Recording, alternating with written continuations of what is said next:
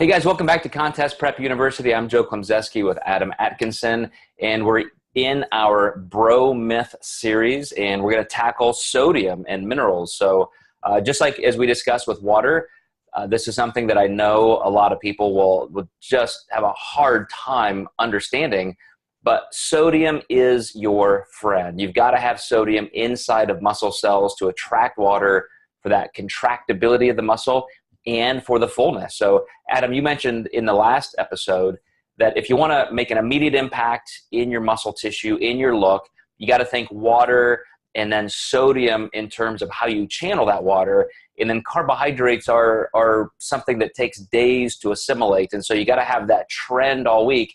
No matter how much carbohydrate you shove in your mouth on contest day, you're just not going to get fuller. If anything, you're just going to spill over from the digestive process. But to fully seat and assimilate that glycogen takes 1 to 2 days minimum. So we've got to rely on water. But now to move that water where we want it, it takes some sodium. So how do you handle sodium for the entire peak week and then specifically on contest day? I usually keep sodium pretty stable unless we're really ramping up carbs, because then sodium's a co-transporter of glucose, so you might need more sodium just to match the amount of food they're eating, for one, but two, even to transport that glucose into the muscle cells. So we might have to chase that up depending on the load. I usually see that with my guys more, obviously, than I do my females, but you're just not going to get those carbs as deeply into the muscle tissue without that sodium to transport it. Also, it's hard to direct that water into the muscle tissue as well without the sodium also.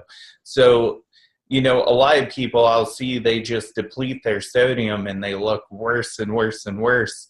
And then these are always the people with the burger and fries like midday. For whatever reason, that became another peak week bro myth.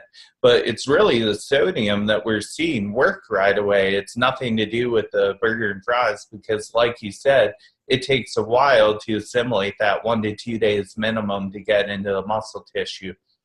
Absolutely. So I may have an inroad into where that myth came from. So we'll do that in episode 3, the old burger and fry thing. Kind of a combination of a couple things that I was working on a couple decades ago. But you're exactly right. And I think everybody has noticed that. I remember at the Mr. International, my first pro top 5 placing.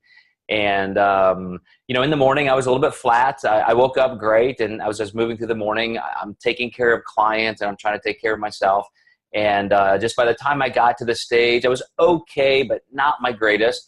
And on the way back to the hotel, I stopped at a restaurant and got some food. So it's going to be pretty high in sodium, and it wasn't a ton of food. But you're exactly right. By the time I got back to my room, all of a sudden, veins look like garden hoses. I'm thicker, I'm fuller. And there's no way any of that food was even reaching, beyond the bloodstream yet. Yet Right. That sodium and water is going to immediately start having an impact. That's going to get into muscle tissue, cells in general. So is there any way you specifically handle that the day of the show where you say, okay, this is how I know they need more sodium, or maybe even a little bit less? Yeah, a lot of it can depend on their tightness, especially if I'm seeing vascularity, but I feel like they can be tighter. I know water is in a good spot. I know their temperature is okay because I'm seeing that vascularity. But if they're not as crisp as I think they can be, usually a little sodium will go a long way in terms of just channeling that water back into the muscles. So it's a really distinct look when you see somebody that's sodium flat. And it's interesting because I feel like we as coaches can tell that physiology with our clients, but then you have judges that'll tell your clients, oh, you were holding water, and they're not looking at pictures every 3 hours like we are. That's a really tough call for a judge to make. But for us, they definitely are holding water when they're sodium flat, and that just sucks everything back in.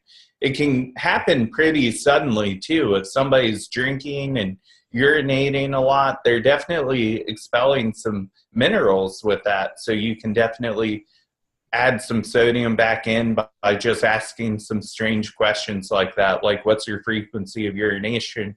And also we know we're going to expel glucose in that urination as well.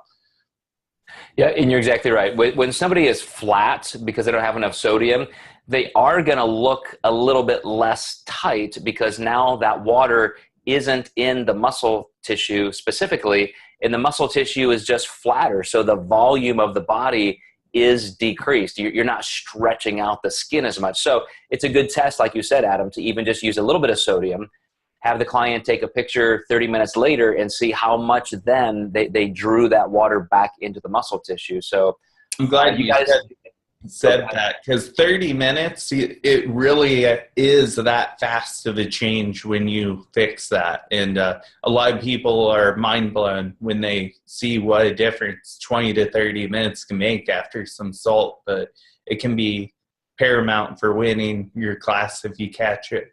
Huge, huge. And for you guys, for more information on minerals and sodium, check out our other series on peak week, planning peak week, executing peak week. And we're going to keep rolling on through this series in Bro Myths. We will catch you next time.